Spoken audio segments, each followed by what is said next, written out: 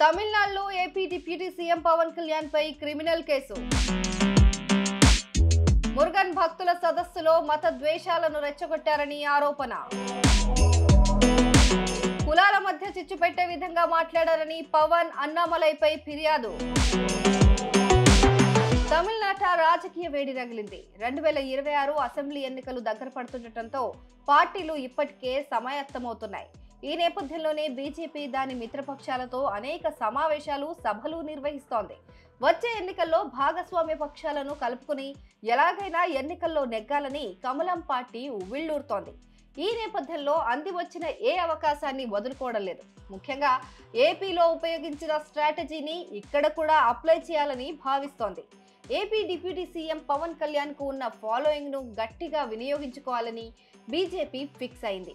అందులో భాగంగానే ఇటీవల పలు కార్యక్రమాలకు AP deputy CM Pawan Kalyan ను తమిళనాడుకు ఆహ్వానిస్తోంది. దీనిలో భాగంగానే ఆయన కూడా పలుమార్లు తమిళనాడులో పర్యటించారు. ఈ సందర్భంగా ఆయన మాట్లాడిన మాటలు రాజకీయ వర్గాల్లో చర్చకు కూడా దారితీశాయి. ప్రధానంగా ఇటీవల జరిగిన మధురై మురుగన్ భక్తుల సమ్మేళనంలో పవన్ కళ్యాణ్ చేసిన వ్యాఖ్యలపైన క్రిమినల్ కేసు నమోదవ్వడం ఇప్పుడు హాట్ టాపిక్ గా మారింది. పవన్ తో పాటు తమిళనాడు బీజేపీ మాజీ రాష్ట్ర అధ్యక్షులు అన్నామలైతో పాటు పలువురిపైన క్రిమినల్ కేసు నమోదయ్యాయి.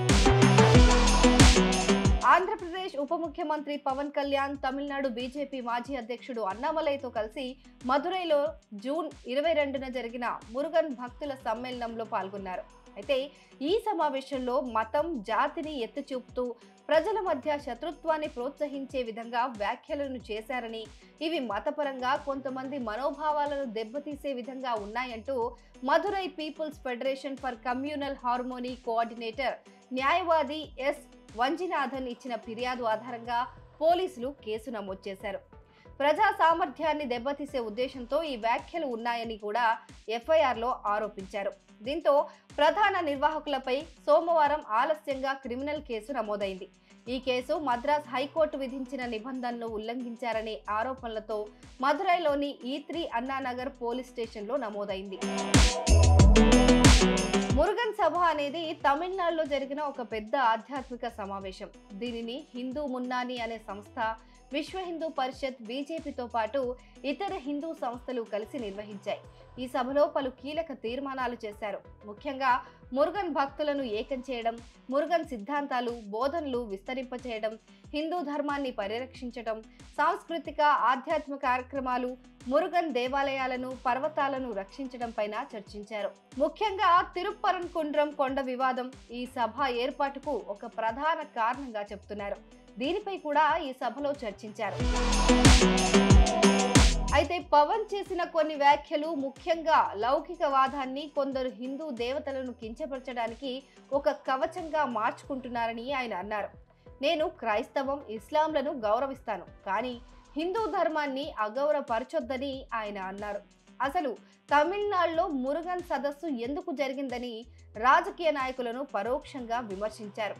రాబోయే అసెంబ్లీ ఎన్నికల్లో హిందువులు ఒక కూటమిగా ఓటు వేయాలని కోరుతూ దేవాలయాలను ఆదాయ వనరులుగా చూస్తున్నందుకు డిఎంకే ప్రభుత్వాన్ని ఆపాలని డిమాండ్ చేస్తూ కూడా తీర్మానాన్ని ఈ సదస్సులో ఆమోదించారు. Secularism is a convenient word for a lot of people in our country. Specifically,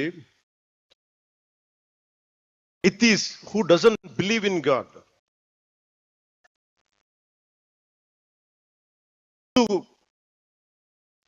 Mathamathangal, what these atheists say, they don't believe in God.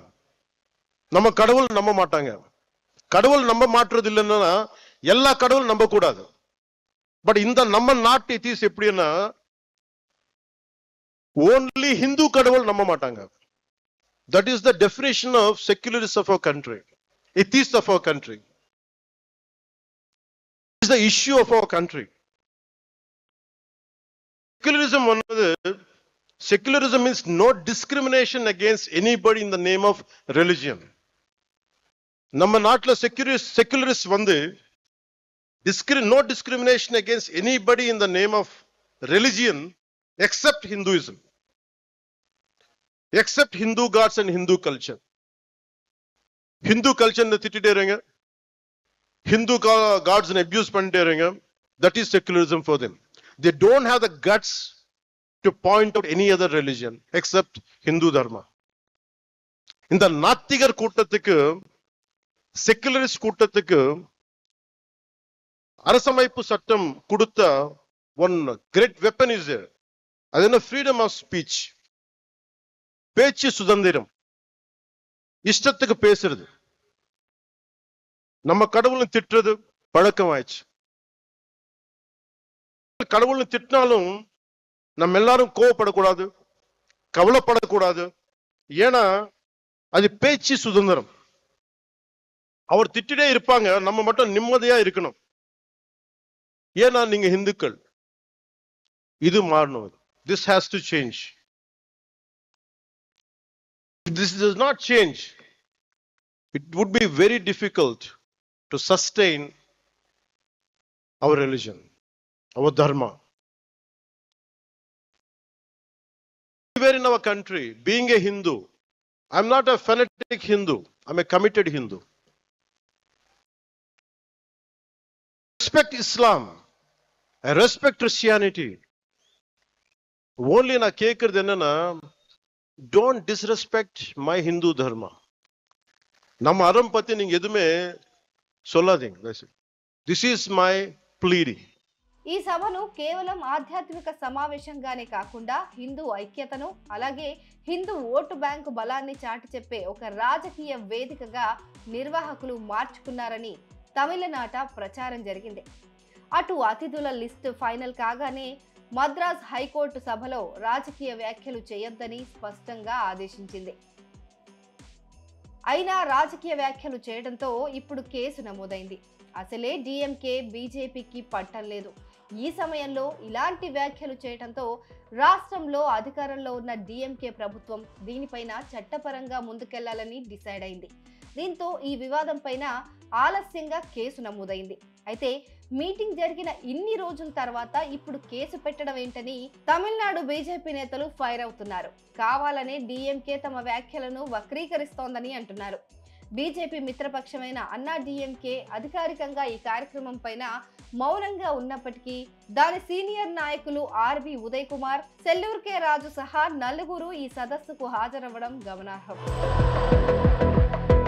మొత్తంగా మురుగన్ సభ ఒక పెద్ద ఆధ్యాత్మిక సమావేశంగా మొదలైనప్పటికీ అది రాజకీయ రంగు పులుముకొని యూటర్న్ తీసుకోవడంతో నెక్స్ట్ దీనిపైన ఏం జరగనుందో అని అంతా ఆసక్తిగా ఉన్నారు. అటు పవన్ కళ్యాణ్ కు తమిళనాడు పోలీసులు ఈ కేసుకు సంబంధించి నోటీసులు జారీ చేసే అవకాశం ఉంది.